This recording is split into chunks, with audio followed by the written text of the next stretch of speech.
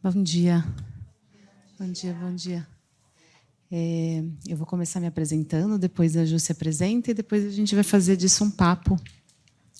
E aí, tem que ser um papo mesmo, tem microfone na mesa de vocês. Até a gente estava conversando um pouco aqui antes, eu acho que um pouco da sustentabilidade, né, que é fazer com que isso fique perene, é a troca, né? E a gente aqui não é mais especialista que ninguém, a gente conhece um pouco do tema, mas eu tenho certeza que tem a gente que está aqui, né? Vocês estão sentados que talvez possam conhecer até um pouquinho mais que a gente em algum dos temas. Então fiquem super à vontade para pegar o microfone, fazer pergunta, contribuir, o momento que vocês quiserem. Mas vamos lá, só precisa funcionar isso aqui, vamos ver. Pronto.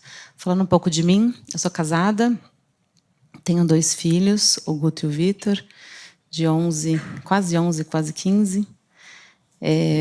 No meu tempo vago, que no momento está um pouco difícil, mas eu gosto, faço pão de fermentação natural. Não é da pandemia, como as pessoas falaram, muita gente começou a fazer pão da pandemia, mas eu comecei antes, acho que a pandemia fez com que eu melhorasse e o pão ficasse mais gostoso.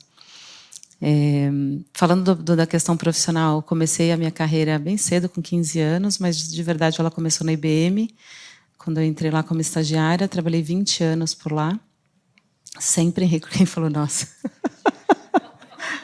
O pessoal mais novo acha um absurdo 20 anos, né? Hoje em dia não está comum, mas na época, no passado, era super comum, né? Tem aqui uma gerente minha que acabou de sair de lá com 30 anos de empresa.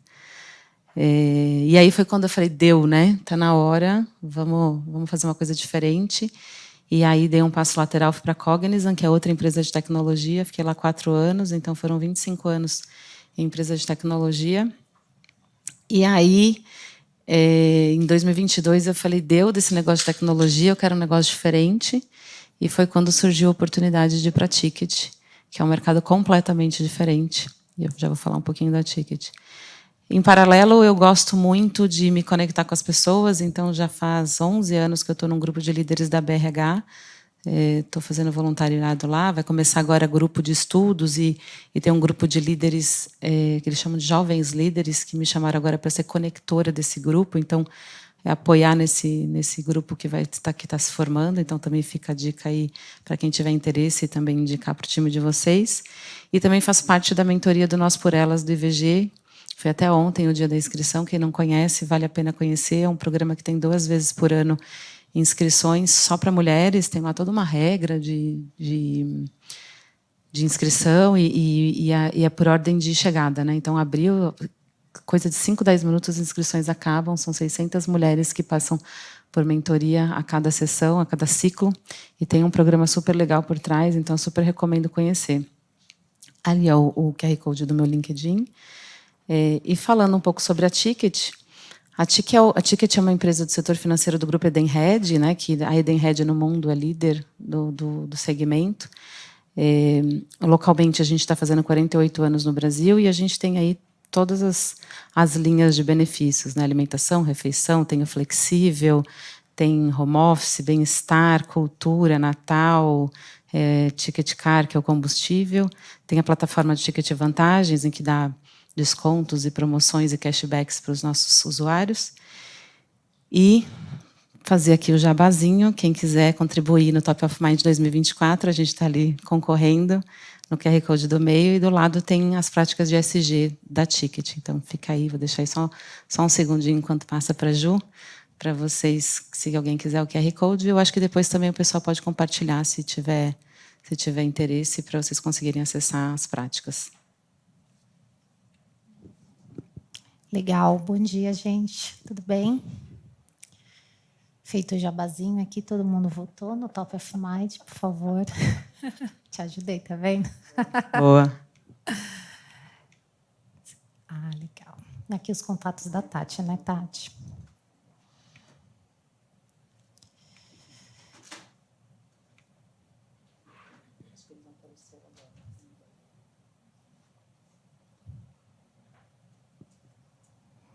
Legal.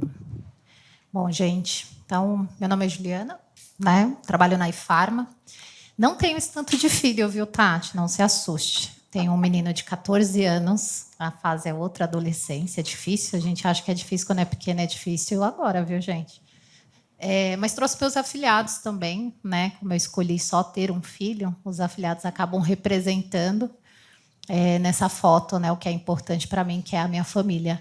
Estou conseguindo ter tempo vago, estou me priorizando. Então, todo sábado e domingo eu faço 50 km de bicicleta. Eu gostaria de fazer mais, mas está difícil.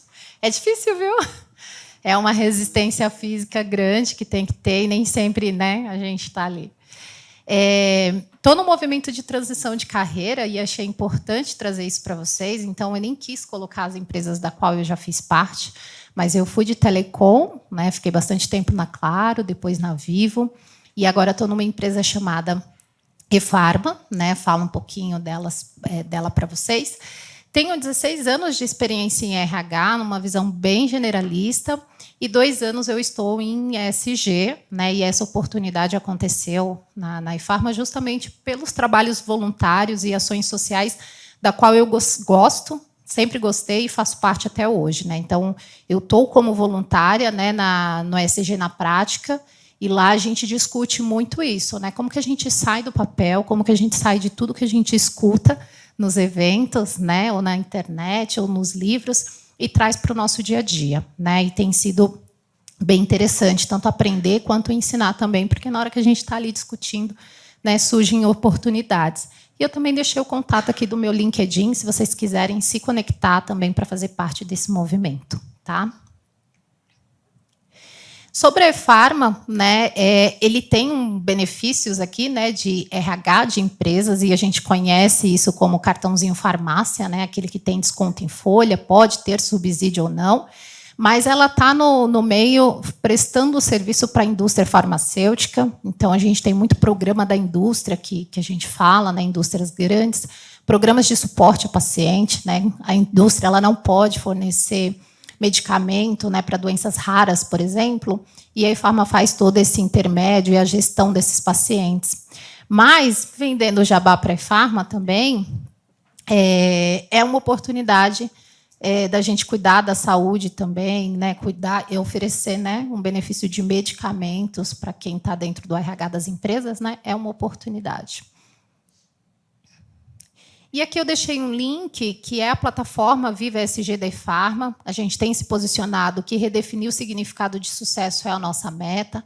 Lá tem todos os projetos na linha ambiental, social e a nossa governança, como que a gente tem feito. Né? Então, se vocês quiserem também pegar no QR Code a página, dar uma olhadinha depois, lá a gente detalha cada ação que a gente tem feito.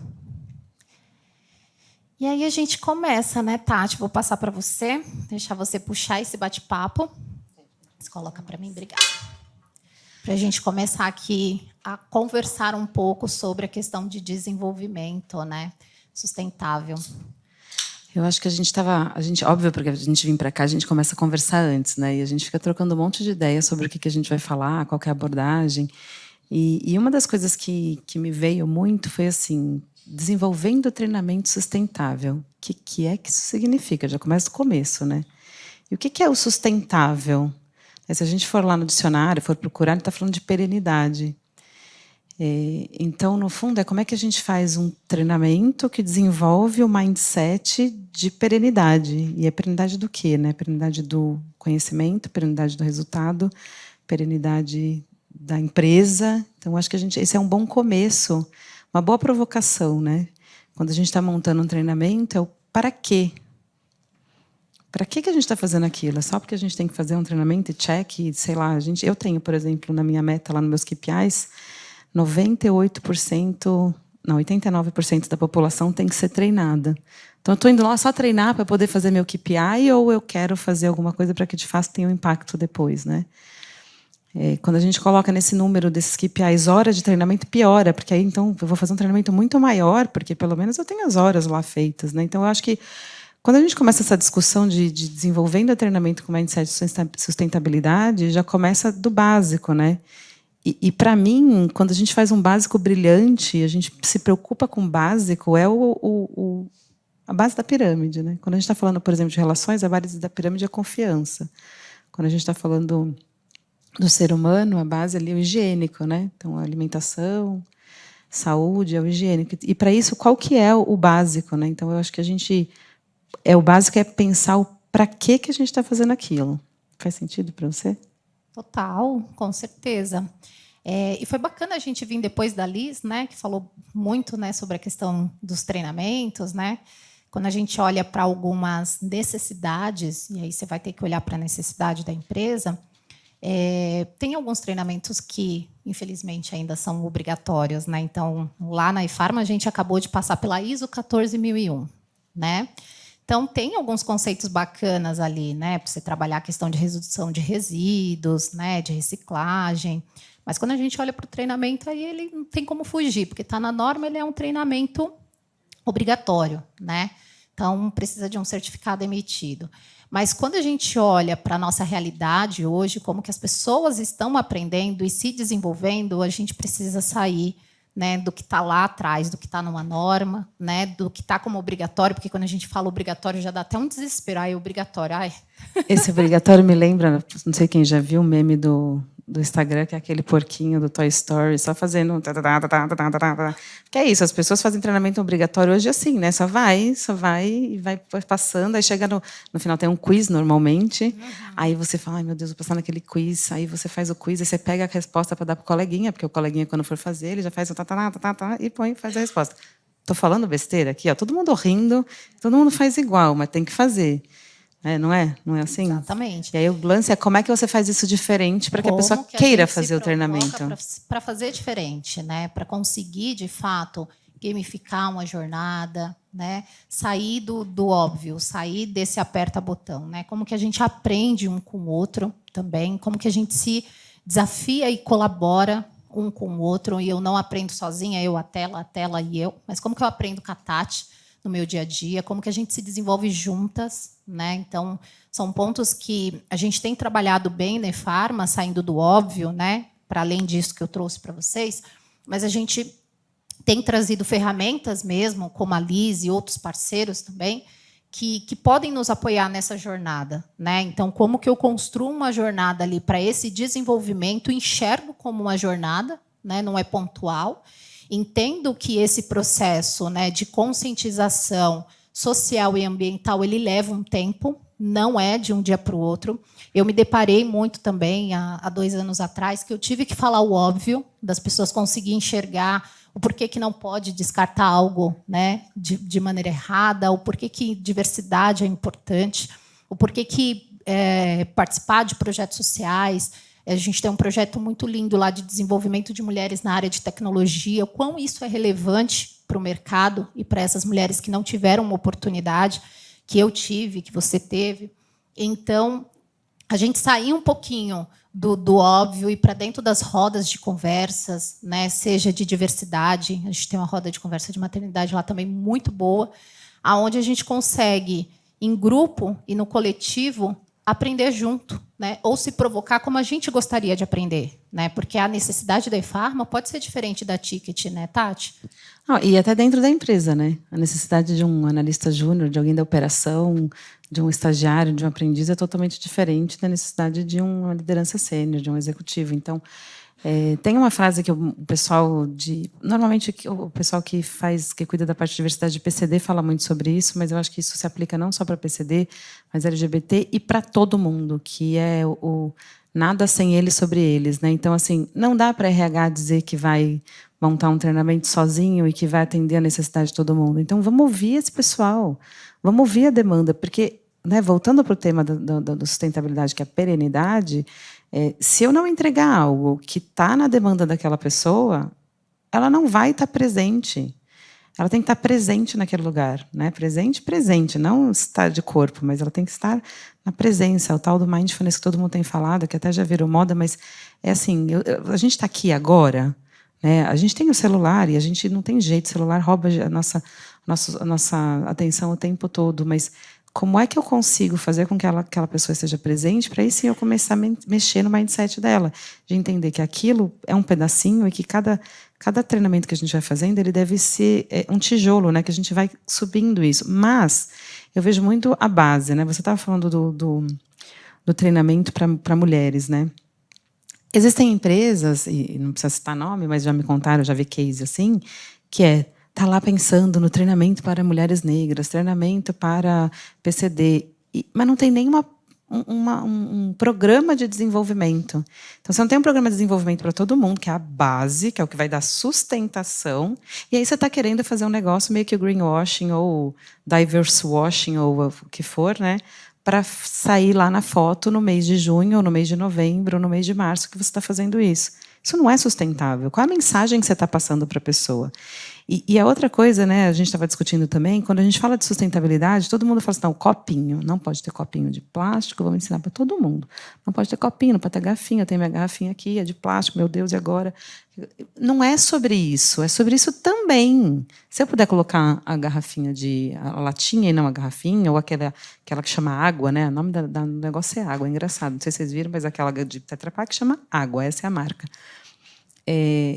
Não é só sobre isso, porque não adianta eu colocar a latinha e não pensar em todo o ciclo, né? Não pensar em como é que vai ser o depois. Quando acaba um treinamento, o que eu tenho depois? Eu fiz uma avaliação, eu ouvi um feedback, eu peguei o NPS daquele treinamento, eu fiz melhoria, porque isso é um mindset de sustentabilidade. É você dar continuidade para aquilo e não ter espasmos, né? Eu tive uma ideia incrível. Aí você vai lá, pá, faz um treinamento incrível em que as pessoas vêm. Tem um negócio que é super legal que eu já fiz, que é o pessoal monta a bicicleta. Quem já fez esse da bicicleta? Muito lindo. Monta a bicicleta, aí vem uma ONG, e aí a ONG chega com as crianças, entrega a bicicleta. É maravilhoso, é super impactante. Tá bom, e depois? O que você fez com aquilo? O que você fez com aquilo que causou? Então, não é só sobre estar na sala. É meio que o CRM depois, né? Como é que você mantém esse relacionamento e dá sequência àquilo? E essa sequência também, Tati, ela é cobrada pelo colaborador, né? Porque quando você vai lá, faz todo um treinamento lindo, estruturado, e rodas de conversa, mas isso não tem sequência, o próprio colaborador te aponta, né, que ele não está feliz, ele não está engajado, porque aquilo é pontual. Né? Você não entende, mas eu dei um treinamento, como ele não está feliz? Exatamente. Né? Então, de fato quebrar para a gente viver aquilo, né? Realmente aquela questão do engajamento das pessoas, delas conseguirem enxergar valor, delas conseguirem enxergar propósito, né? E fugir um pouquinho da questão do copo e de outros itens que, né, é comum quando a gente fala de sustentabilidade.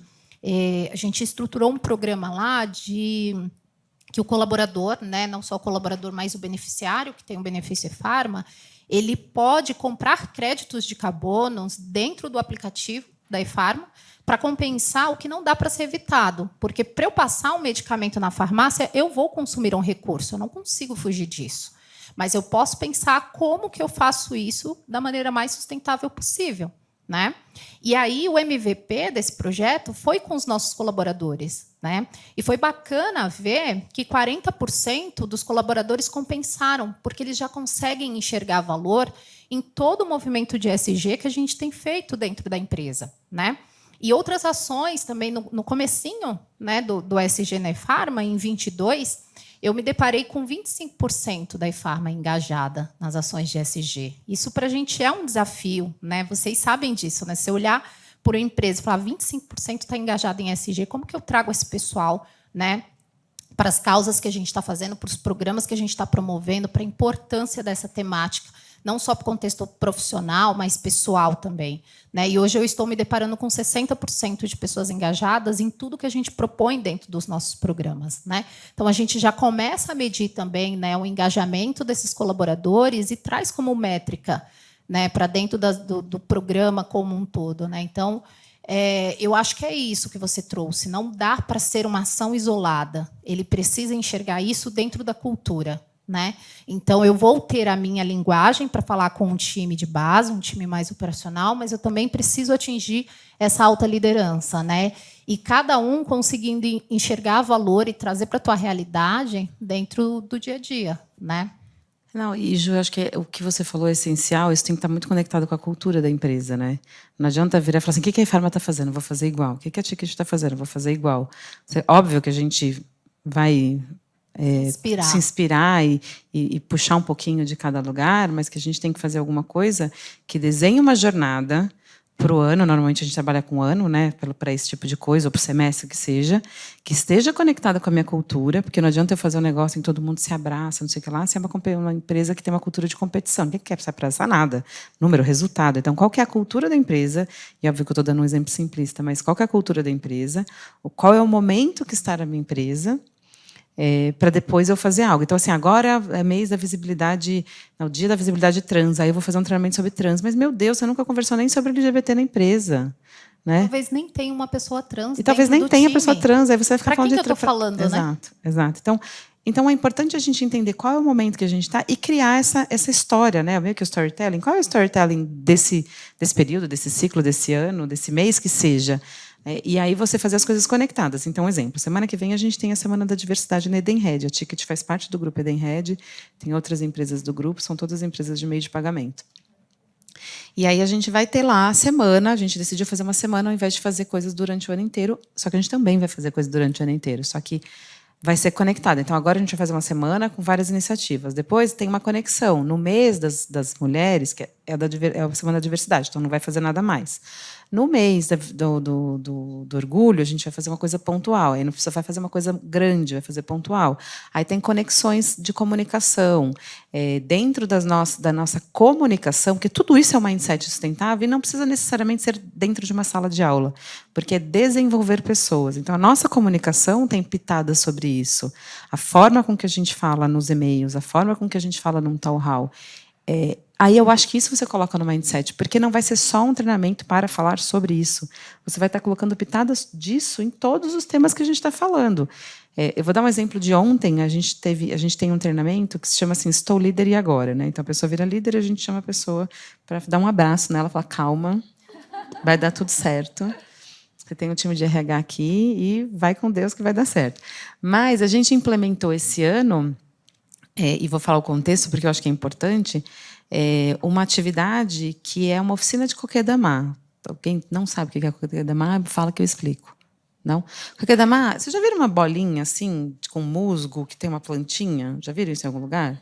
Isso é o kokedama. Então, eles fazem com extrato, não sei se tem terra naquilo, mas é um extrato, aí põe musgo em volta, e aí você põe uma plantinha. E essa oficina o lugar chama Orquideia, tipo orquídea, mas é orquideia. E aí eles fazem um kokedama de orquídea que eles recuperam, porque não sei se todo mundo sabe, ou se todo mundo aqui faz igual, muita gente joga orquídea fora, né? Ela compra, tem a florzinha lá, depois ela joga no lixo. Então, essa ONG ela vai lá, recupera essas orquídeas que foram jogadas fora. Não sei se elas são uma ONG, agora eu falei ONG, mas enfim, essa empresa. E aí eles fazem oficina, e a gente fazia oficina com eles só na semana de voluntariado. Então, lá no mês, que eu não me lembro agora qual é, acho que é novembro, a gente faz uma semana de voluntariado, uma semana inteira, em que o mundo inteiro da Edenred tem uma meta de contribuição de X horas lá no mundo para a gente fazer. E aí a gente fazia lá, pontual. E a gente falou, por que só ali? Por que tem que ser só o espasmo de lá? Por que não pode ser durante o ano? E aí a gente falou, não, vamos transformar isso em algo que dê para falar com a gestão. E aí todo o processo é esse. Como é que você recupera alguém que está lá, quase para ser mandado embora? Quase sendo descartado. Oi? Desmotivado. Você está lá, ele está lá, está no lixinho, tá lá. Ninguém está olhando para ele, que é a orquídea, né? Morreu a planta, que é quando ela estava lá toda potência, performando. Aí deixou de performar, está lá, abandonada. Como é que você, líder, recupera essa pessoa? E é feito todo um trabalho com a orquídea, conectando com a liderança. É muito mais provável que essa informação vai gravar na mente da pessoa e vai se tornar perene, sustentável, do que eu falando assim, viu? Quando uma pessoa que não está performando, você precisa dar um feedback. E aí é assim, E aí você tem que cuidar, porque você tem que dar atenção, tem que... O que vai colar? O adulto funciona diferente da criança. E hoje em dia nem a criança tem mais saco para esse negócio de sala de aula. Imagina o adulto. Isso é um desafio. Total. E não tem como a gente não olhar para isso. A gente precisa, de fato, se provocar. Como que eu vou fazer diferente? Vamos plantar uma orquídea, né? Vamos refletir em cima daquele processo que ela passou, né? Não, com certeza. E aí é isso. E não adianta a gente achar que sozinho a gente vai resolver isso, né? Então, faz uma squad, chama a gente de todas as áreas, um representante, troca ideia, o que para você funciona. Pessoas de gerações diferentes, porque a gente tem gerações diferentes. Então, tem que ouvir, sim, o jovem, mas também tem que ouvir o mais velho, tem que ouvir a mulher, tem que ouvir a pessoa, né? A gente tem modelo híbrido. A pessoa que vem para o escritório, mas também a pessoa que vai ficar no online, porque a gente também tem gente home office. Então, não dá para também... E olha, esse caso, olha que interessante, uma pessoa que estava home office, a gente mandou o kit da Orquídea para ela. Então, olha o cuidado, porque ela poderia só ficar olhando ali na tela, o pessoal fazendo. Não, ela recebeu na casa dela o kit para ela poder participar. Então, é o cuidado de envolver todo mundo para que a pessoa se sinta parte. E aí, nesse caso da Orquídea, a pessoa levou o coquedamá para casa. E aí eles chamaram de coquepet. Era o coquepet para todo mundo levar para casa. Que aí ensinou como cuidar e falou: ó, toda vez que você olhar para esse coquedamá, lembra dessa conversa que a gente teve. Né? São modelos diferentes de treinamento, são rodas de conversa, são experiências. Quem aqui tem paciência? Aí eu vou até fazer um sincericídio aqui. Quem aqui tem paciência para ficar numa sala de aula 2, 3, 5 dias só ouvindo? Não tem mais. Se eu estivesse aqui em pé fazendo uma palestra, vocês só ouvindo. É diferente uma troca de conversa em que eu lembrei de um negócio. Primeiro que eu não sofri, porque a gente sofre, né, quando vai fazer a apresentação. Meu Deus, o que eu vou apresentar? Será que vai ser interessante? Aí a impostora vem e fala: quem é você para falar sobre isso? Aí a gente passa mal. Quando a gente vem num modelo diferente, em que a gente vai trocando, é muito mais leve. E vocês não pegaram o microfone ainda, está na hora. Tá? É conversa.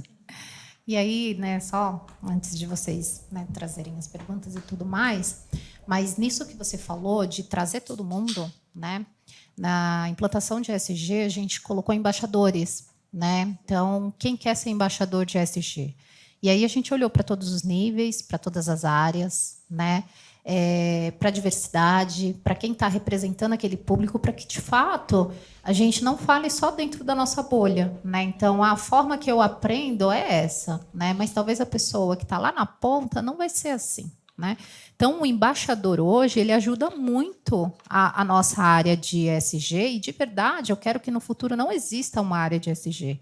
Quero que a ESG seja todo mundo, né? Que as pessoas realmente olhem e falem assim: não preciso de uma área, porque toda liderança, todo colaborador entende, está comprometido e está trazendo isso para a prática. Né? Então, o embaixador tem esse papel hoje, né, dentro das áreas, de levar essa provocação, de trazer essas necessidades para a gente conseguir enxergar e a gente trabalhar em cima, né, daquilo. Ontem, por exemplo, eu estava no Rio de Janeiro, participando de uma ação, junto com um parceiro que a gente tem. Então, a gente transforma os nossos hábitos saudáveis hoje em doação. A gente fez um trabalho muito legal. A gente fez um trabalho junto com o Natal Sem Fome, com a Ação da Cidadania. Eles têm uma sede no Rio de Janeiro. E a ideia é que a gente fizesse 500 doações nos meses de novembro e dezembro, só através dos nossos hábitos. Então, ou eu vou tomar água, ou eu vou ler um livro, ou eu vou correr, ou eu vou andar de bicicleta. E aquilo, no final do dia, vai se tornar uma doação para essa ação. E ontem foi o dia de conhecer. Então, a gente conseguiu atingir 795 doações, porque as pessoas acreditam, de fato, naquilo, né? Estão conseguindo transformar os seus hábitos. Mas teve disputa também, e eles ficaram enlouquecidos, porque quem ganhasse ia conhecer essa ação da cidadania. Né? Então, eu estava junto com a ganhadora desse ranking. E, cara, é um projeto assim espetacular. Eu falei, mais organizado que muita organização. Não parece uma empresa de terceiro setor. Né? E eu ficava olhando para aquela pessoa que estava do meu lado, que tinha ganhado o desafio, que, de fato, fez mais sentido ainda para ela tudo que ela tinha percorrido para ganhar, quando ela percebeu na prática, ali, o que, de fato, aquilo significou. Né? O trabalho da organização. Então, às vezes, a gente tem que sair de dentro do escritório mesmo, tem que sair de dentro da tela e ir para a rua e entender como que isso está acontecendo na prática, qual que é a dimensão do projeto que a gente está apoiando, porque ela volta agora, se ela já era embaixadora, ela nem era embaixadora, se ela já ganhou, ela falou, não, agora todo mundo vai ter que compreender o que eu enxerguei lá, porque não é qualquer projeto. Está impactando muito mais do que a gente acha, não é só apertar o botão, me exercitei e doei. Não, eu estou impactando uma vida lá na ponta. Né? E aí, só fechando também nessa linha de precisa conectar com o negócio, a gente usa muito a matriz de materialidade mesmo. Né? porque talvez não faça sentido para a minha organização naquele momento. Então, quando eu olho para o meu passado, eu não consegui falar em 2021 de diversidade na organização que eu estava. Não consegui, não fazia sentido. Então, muitas vezes, a gente tem que entender isso também, né? Então, hoje, tudo que a gente consegue, de fato, colocar na prática, né, fazer sentido para aquelas pessoas e para a organização, também tem que estar numa estrutura, numa reflexão de uma matriz de materialidade, onde você envolve todas as pessoas. E aí você começa, de fato, a ter resultado ali no desenvolvimento, né, da cultura, né, do mindset sustentável, não só numa fatia, né, mas em toda a empresa. Está fazendo sentido, está conectando. E não é só, de novo, sala de aula, né? Isso que vocês fizeram é muito mais poderoso que qualquer treinamento. É muito mais poderoso, porque a vivência, né? Você falando, me vieram 2 exemplos também, porque eu acho que é legal dar exemplo, do que a gente tem lá. É uma competição que a gente tem no mundo chamado Eden Raid, que é de toda a Eden Red Global. E aí a gente monta equipes, e aí a gente também tem meta de quilometragem, de fazer de bicicleta, corrida, esteira ergométrica, bicicleta ergométrica e cadeira de rodas. Então, a junção dessa quilometragem, a gente tem uma meta para atingir tantas quilometragens para fazer uma doação para o Médicos Sem Fronteiras. E quer treinamento de trabalho em equipe melhor do que esse? As pessoas tiveram que se reunir, definir uma meta, definir como é que eles iam fazer. Porque tinha uma competição também, né? Os primeiros lugares ganhavam sei lá o quê, o primeiro lugar do país ganhava sei lá o quê. Então, o pessoal, sei lá o quê, você viu que eu estava bem longe de ganhar, né? Mas o pessoal estava super animado e tinha maior competição. Tinha uma menina que ela falava assim, eu ficava me vendo que eu queria ser a mulher que mais fizesse do Brasil, pelo menos. E aí ela ficava se comparando. E aí, primeiro, né, hábitos saudáveis. Teve um caso muito interessante, porque eu, como toda RH, né, ficava assim, não tem o percentual X do Brasil que participa da ação. Aí eu saía no corredor e falava, vai, se inscreve nesse negócio aí. Vai, ficava para todo mundo, vamos, se inscreve. Aí o pessoal, não vou fazer. Eu falei, gente, cada passo conta, porque a gente tem que doar passo. Aí tá bom. Aí, depois de 2 semanas do evento, que começou o evento, eu virei para uma pessoa do meu grupo, eu sou diretora, ele é gerente. Eu virei para ele e falei assim, Vitor, estou preocupada com você. Ele falou, o que foi? Eu falei, meu, você vai morrer. Ele falou, por quê? Ele falou, meu, você não anda. Eu falei, você coloca o celular no bolso? Porque não estou falando para você correr, para você andar de bicicleta. Eu estou falando para você andar daqui até o banheiro, até o metrô, qualquer coisa. Era assim, em 2 semanas ele tinha dado, sei lá, 5.000 passos, em 2 semanas. E isso já mexeu com ele, porque ele falou assim, aquilo mudou, porque eu comecei a ficar preocupado com a minha saúde e mexi. Então, isso é a mentalidade. Não é só a mentalidade do desenvolvimento do negócio, mas assim, você vai mudando. Isso é um mindset, né? Então, quando você mexe na base, né, que é o que eu falei, na fundação do edifício, na estrutura, no higiênico, você começa a mudar o mindset, porque a pessoa começa a se preocupar mais com aquilo. Quando elas começam a se preocupar mais com aquilo, já mudou o mindset, porque depois ela vai ver qual é a consequência e por aí vai. Então, é importante esse movimento, né, para fazer acontecer. E você quer falar? Fala. Aí você cria consciência mesmo, né? Eu confesso para vocês que ontem eu saí com uma consciência daquele projeto lindo, maravilhoso que eu participei, que é o fator doação, né? Eles estavam contando do caso de Petrópolis, eles receberam muitas roupas para doação. E 70% das roupas que eles receberam foram descartadas, né? Por quê? Porque quando a gente fala de doação, a gente pensa em doar algo, né, roupa, né, que não serve mais, né? E se não serve mais, essa roupa ou ela é velha, ou ela está suja, ou ela está rasgada. Então, às vezes, a gente pode ter o sentimento de que a gente está ajudando e a gente está atrapalhando, porque eu também preciso mobilizar a mão, né, de obra para descartar aquela doação que não serve. Assim também como entenda o que é importante doar para aquele momento de tragédia, né? Porque pode ser que eles não precisem de roupa, pode ser que eles precisem de água. E isso muda muito rápido também. Hoje eu preciso de água, amanhã eu preciso de alimento, depois eu preciso de roupa, né? E muda o conceito de doação, porque, gente, talvez os nossos filhos não, e eu vejo o Raul, é o nome do meu filho, com muita consciência hoje, porque tem na escola, né? Mas na minha época não tinha. Né? Então, a doação, de fato, era uma sandália que não me servia mais, era uma bolsa que eu não utilizo, é uma roupa que eu não utilizo. Né? E eu voltei de lá, cara, as pessoas ainda não têm mesmo essa consciência, não. Acho que é um ponto para a gente trabalhar muito bacana também. Então, acho que as vivências, quando a gente sai ali realmente do ciclo, traz também, amplia a consciência. Então, por mais que a gente tenha, eu tenho consciência que doar é importante. E essa ampliação, como que a gente vai provocar para que ela aconteça? E aí a gente tem 3 minutos aqui, né? Não sei se vocês gostariam de pegar o microfone aqui para fazer alguma pergunta para a Tati, para mim. Acho que seria ou alguma bacana. contribuição também, né? Fiquem à vontade para contribuir. Posso fazer aqui? Bom, vocês comentaram um pouco sobre embaixadores. Então, pessoas que não são necessariamente de área suporte, como RH, sustentabilidade, mas estão multiplicando esse tema e levando para os outros a experiência que viveram, como foi o comentário da embaixadora da ação de ontem de voluntariado. Então, eu queria saber mais como encontrar esses embaixadores, como promover esses embaixadores e até como capacitá-los, né, para que eles transmitam a mensagem correta. Então, eu queria saber um pouco mais sobre como fazer isso. Excelente pergunta. Como que você chama e qual que é a empresa que você é? Eu sou a Juliana Nicoletti, sou da Atlas Copco. Ah, legal. A Atlas, acho que estava lá ontem, inclusive, viu? Com a gente. Estava lá. Bacana a sua pergunta. Primeiro ponto, para a gente identificar um embaixador, né, como a gente fez lá na IFARMA, e é uma forma que eu acredito, é que ele precisa levantar a mão. Né? Então, eu não convido a Juliana para ser uma embaixadora. A Juliana levanta a mão que ela gostaria de ser embaixadora. Isso já diz muito. Né? A gente já pula várias etapas. Eu não preciso te mostrar a importância de ser um embaixador. Você compreende que aquilo é relevante para você, aquilo faz sentido. Você levanta a mão e você vem com a gente. E a gente teve uma quantidade de inscrição bem bacana, mas aí a gente teve que, de fato, selecionar para que a gente pudesse contar com vários níveis, com várias áreas, com pessoas diversas, com pessoas que talvez não se identifiquem como uma pessoa diversa, para que a gente pudesse, de fato, né, olhar de uma maneira mais 360, né?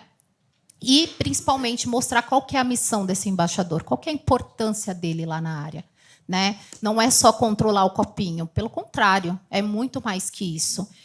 De fato, conseguir ter uma extensão da área de ESG lá dentro daquela área, ou naquele nível, ou naquele grupo, né, de diversidade que a gente estruturou, de pessoas que vai levar essa bandeira, que vai mostrar a importância, que vai defender, que vai se posicionar, que vai enxergar, talvez, lá dentro do seu projeto que está construindo, que precisa ter uma visão de ESG para isso, precisa ter uma visão sustentável para isso.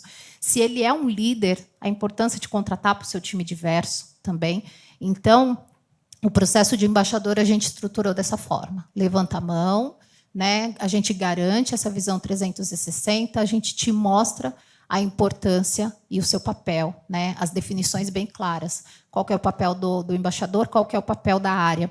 E é muito difícil a gente, como área, lançar algo ou estruturar algo que a gente não envolva os embaixadores, porque eles também têm voz, tanto interna quanto externa. Então, alguns posicionamentos sobre práticas de ESG que a gente está fazendo na IFARMA não necessariamente vem da Juliana ou do time da Juliana, vai pelo embaixador.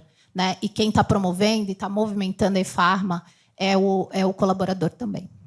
Acho que é isso. Eu vou dar 2 exemplos aqui, que não é necessariamente com ESG, mas eu acho que vale compartilhar. Na IBM, tinham os embaixadores da comunicação. E aí, confesso que eu não sei como é que foi escolhido na época, mas eu acho que eram pessoas que tinham já uma certa presença digital. E aí, chamaram essas pessoas e deram treinamentos para elas potencializarem a presença digital. E aí, começaram a pedir para elas colocarem conteúdos da IBM na mídia social delas, então, para virarem influenciadores IBM na mídia digital. Isso já na época que ainda estava começando esse processo.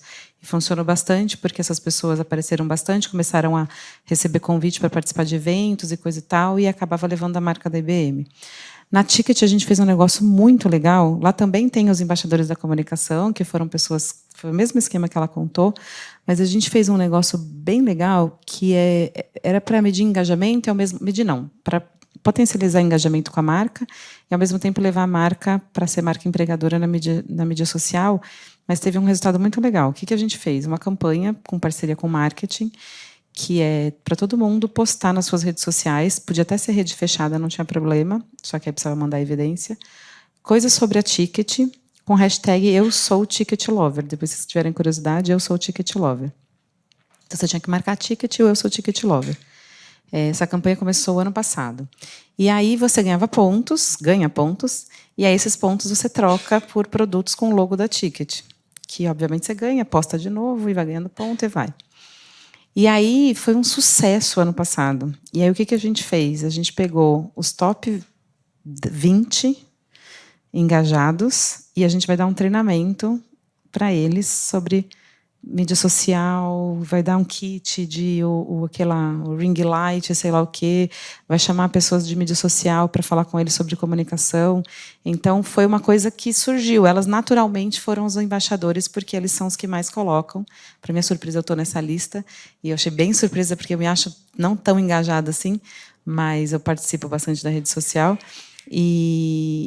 E aí a gente conseguiu identificar essas pessoas e a gente está agora usando essas pessoas para outras coisas também. Então, para levar o que a gente quer para a mídia social, mas para fazer com que elas também levem temas relevantes também interno, porque quando a gente posta fora, o público interno também vê, né? E eu acho que nesse processo todo, se a gente vai falando de embaixador de ESG, ou de diversidade, ou de sustentabilidade, depende de qual que a gente quer, eu acho que só tem que ter um cuidado.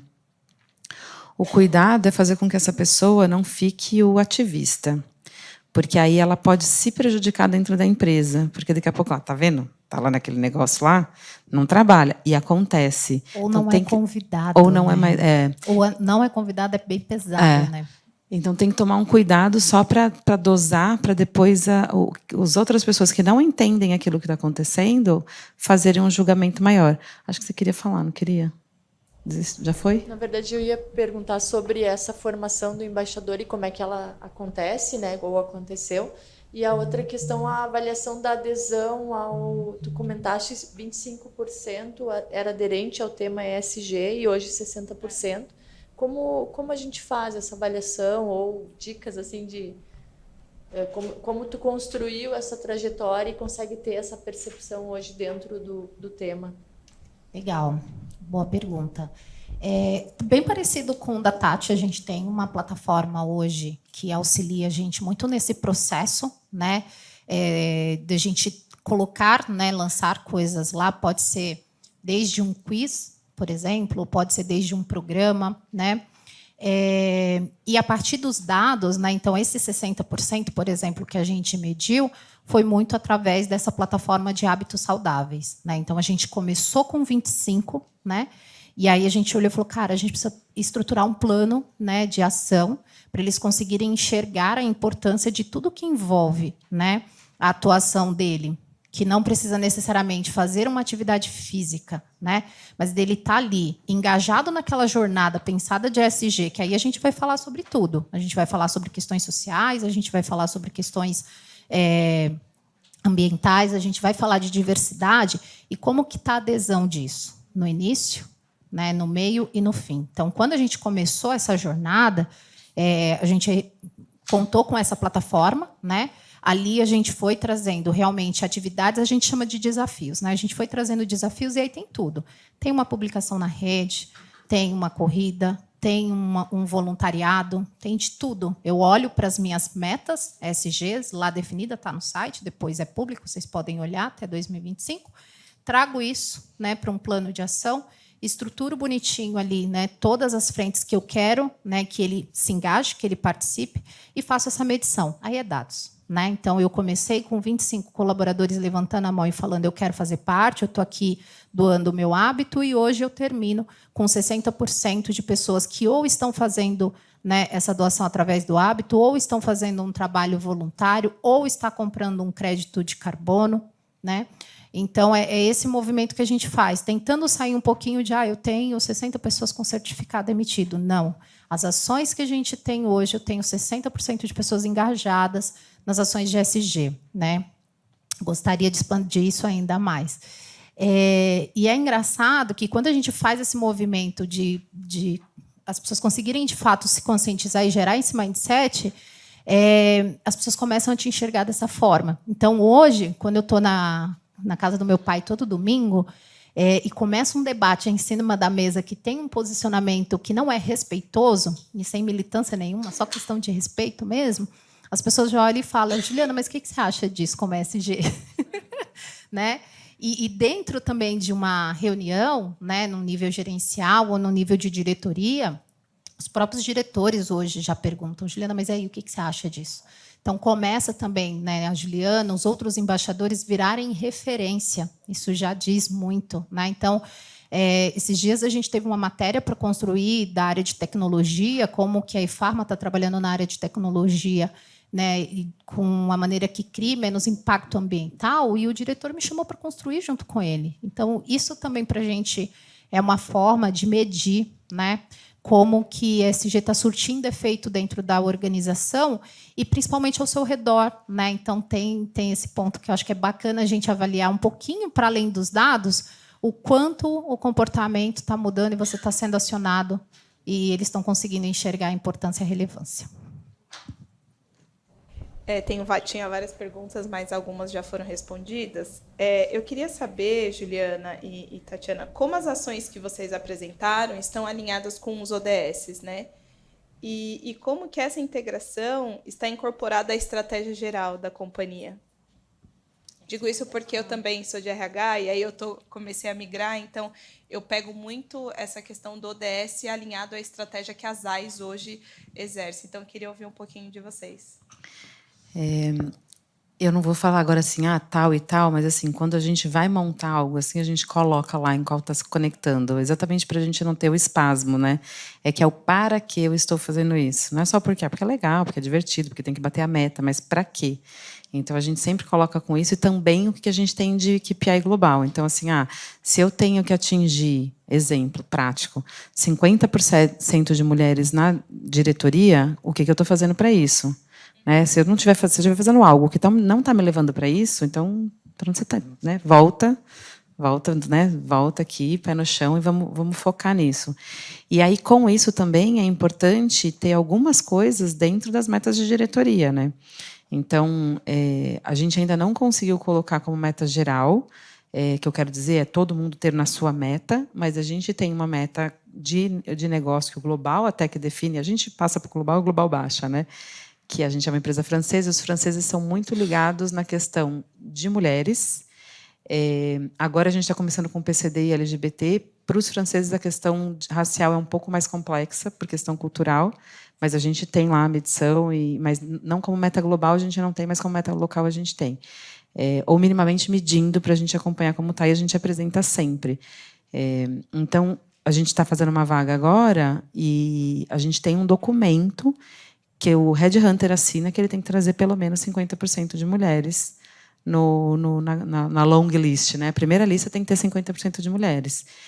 Pode ser que a gente nem vá para a shortlist com mulheres, mas tem que estar lá e tem que ser qualificada. Né? Não é assim, está aí só para dizer que eu trouxe. Não, tem que estar qualificada, senão eu mesma vou falar assim, você fiz aqui só para fazer um washing aí nesse negócio. Então, é o para que sempre. Agora, a luta é para colocar dentro das metas. Né?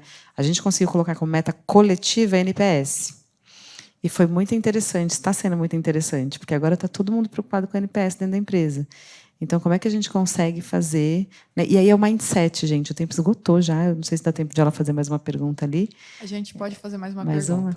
Mas aí acho que é o mindset. Quando você coloca ali, por exemplo, o NPS, a gente está falando de sustentabilidade de negócio. Não é sustentabilidade de ESG, mas é de negócio. Agora está todo mundo preocupado com o que eu vou fazer para ver como é que vai estar com o cliente. Se eu estiver aqui e alguém não estiver feliz com a ticket, eu quero saber para ver como é que eu consigo interferir. Se eu estiver num estabelecimento que vai falar mal da ticket para mim, eu falo, peraí, vamos lá, que eu preciso... Né? Então, é o usuário, é o RH e o estabelecimento. Eu sou de RH, mas e daí? Como é que eu consigo fazer para que isso seja impactado? Não sei se você quer complementar e depois você faz a última pergunta. O meu complemento é que é a matriz de materialidade que te conecta na ODS, né? Porque quando você faz a matriz, você envolve, né, todos os stakeholders, né, clientes, fornecedores, e ali você conecta. Então, a eFarma hoje, como uma empresa na área da saúde, os projetos sociais, por exemplo, né, na sua grande maioria que a gente apoia, ele está conectado na área de saúde. Né? Então, a gente apoia um projeto social chamado Expedicionários da Saúde, que leva a saúde lá para a Amazônia. né? Então, é diferente de eu chegar com um projeto que, de repente, não está conectado com isso. Porque lá na minha ODS já está bem claro, isso vocês encontram lá no VivSG também, a matriz de materialidade da eFarma, né? Quando a gente fala de bem-estar, qual a ODS que a gente está conectando, e é importante conectar a ODS até para você conseguir também ter alguma força. A diversidade também, né, é um ODS importante para a gente. Então, a gente tem meta de mulheres na liderança, a gente tem meta de colaboradores, né? Então, até 25 eu tenho que atingir 35% de colaboradores diversos, ativos, né? E aí, a gente faz o quê? Isso eu já consegui trazer como meta de 20% do bônus dos executivos. Então, eles também, não é só do RH, não é só do SG, é do gestor aquela meta, né? E a gente conseguiu atingir 32% em 23. Isso me leva aqui que em 25 eu consigo 35, Quando né? está no bônus, funciona tá muito mais rápido, Está gente. no bônus, então acho que essa é uma boa forma também da gente conseguir, né? Então, acho que é importante começar pela matriz de materialidade, escutar todos os envolvidos, e aí você chega nessa ODS e fica muito mais fácil, vai fazer sentido, conecta com o negócio. É muito difícil se conectar com o negócio e eles falarem, não quero. Se conectar, eles querem, né? E eu acho que esse é um bom ponto para você começar a olhar. Bom dia, meu nome é Thalita, trabalho na ênfase na área de recursos humanos. E minha dúvida é assim, hoje vocês falaram muito sobre a parte de embaixadores, multiplicadores, e assim, a maioria do nosso público lá da empresa é produção. E aí a maioria das pessoas não tem os computadores, e eu acho que essa parte de embaixadores da comunicação para a gente ajudaria muito. Mas, além dessa parte de comunicação de embaixadores, vocês têm alguma outra ação que vocês fazem na parte de produção que dá para a gente fazer as divulgações de ações, até mesmo para eles comprarem a ideia dos projetos principais da empresa? Aí eu queria saber um pouquinho mais de vocês, das ações que vocês fazem. Olha, eu não tenho experiência de produção, mas eu tenho experiência de operação, em que as pessoas têm computador, mas não podem usar para nada, né? Só para atendimento. E, ainda assim, a gente tinha embaixador da comunicação, porque, gente, qual a melhor comunicação? É a fofoca, né? O rádio peão, rádio corredor. Então, é trazer essas pessoas para que elas tenham informação antes, para que elas disseminem. Então, o rádio vai falar no café, vai falar no almoço, vai falar mesmo ali naquela pausa. Então, eu continuaria usando, e a gente usava essas pessoas. A gente tinha um projeto, a gente prestava serviço para o Facebook quando estava na Cognizant. E era um espaço que as pessoas não podiam entrar nem com caneta. Elas eram praticamente revistadas antes de entrar, porque não podia entrar com nada, exatamente para não anotar, porque foi ela que escreveu tal coisa lá, então não podia. E a gente tinha embaixadores lá, porque a gente puxava e eles eram que faziam o negócio acontecer. Porque e-mail, ninguém mais lê e-mail. E-mail já deu. A gente tem um WhatsApp com a liderança. A gente tem um Instagram. Gente, essa é uma ideia bem legal que a Ticket tem, na verdade a Edenred tem, que é um Instagram para os funcionários. Aí você tem que dizer qual que é o seu nome, qual que é o seu e-mail, qual que é a sua matrícula, e aí você é validado e o pessoal que cuida de comunicação vê isso. E aí lá soltam todas as comunicações internas que a gente quer e faz repostagem de funcionário. É super eficiente, porque quem não tem... Tudo bem, talvez não tenha Instagram, tenha TikTok, mas a rede social o pessoal usa pra caramba. Então, é como usar essas pessoas para que elas façam a Rádio Peão funcionar. Funciona bem. Eu trabalhei numa empresa, antes de entrar na eFarma, que ela tinha uma linha de fabricação e uma linha de logística. Esse mesmo público que não acessa o computador, porque ele não precisa mesmo. Tá? Talvez até tenha lá, né, um lugar disponível, mas não acessavam. E um trabalho que a gente fez na fábrica que deu muito certo foi chamar as pessoas, mesmo movimento também, né, entender quem gostaria de fazer parte, e aí numa linha de team building mesmo. Eles precisavam enxergar, dentro daquela operação, o que era possível mudar para que fosse mais sustentável, em todos os sentidos, né? Aí uma facilitação mesmo, então, desde o descarte correto, como que eu evito os resíduos, né? Lá a gente tinha muito problema com... Às vezes, eles não conseguiam perceber que era uma piada discriminatória, por exemplo, né? Então, aqui tem um processo com esse público operacional, e muitas vezes mais simples, de ouvir, bastante, compreender porque precisa fazer sentido para ele. Alguém facilitando ali, provocando dentro da realidade deles, e aí você sai de lá com os compromissos, tá? Como eles não tinham acesso ao computador, era um painel mesmo. Todos os compromissos distribuídos ao longo do ano e feito a gestão não só pelo líder, né, mas pelos embaixadores que também levantaram a mão, porque aquela fala discriminatória ou aquele descarte que prejudicou muito ali o meio ambiente de algum resíduo incomodou. Então, como ele já enxerga a importância, né, ele consegue trabalhar na hora que conseguir visualizar ali melhor, né, do que o RH ou do que o ESG, que está lá na ponta e muitas vezes não conseguem estar no dia a dia, né, e na realidade deles e dentro da rotina mesmo, ali, da dinâmica deles no dia a dia. Então, essa forma a gente trabalhou na fábrica, na logística, deu muito certo, né? E, de repente, ela tinha muita geração de resíduo de metal e, de repente, eles estavam construindo outras coisas com esse metal para apoiar outras filiais, menos descartar. A mesma coisa para o processo de lona. Teve uma vez que a gente pegou um brindezinho para RH e eles fizeram umas bolsinhas necessárias que a gente gosta de lona. Então, tudo coisa que eles trouxeram. Por quê? Porque aquele trabalho, aquela lona ia ser descartada, era recorte, mas aquilo vira uma necessaire. É o nada sobre eles sem eles, né? Se envolvem Nada, eles, né? né? Se envolvem as pessoas dão ideias muito mais brilhantes do que a nossa. Jamais eu ia enxergar que uma lona conseguiria virar uma necessaire, que um descarte de um material viraria uma árvore de Natal para a gente comemorar no final do ano, né? E eles conseguem enxergar. Às vezes a gente é que subestima. Eu acho que é isso, gente. Obrigada, pessoal. Depois, se alguém tiver alguma pergunta, fica à vontade de mandar direto, né? Ou a gente colocou os contatos, mas as meninas também podem compartilhar qualquer coisa. Obrigada. Muito obrigada, gente.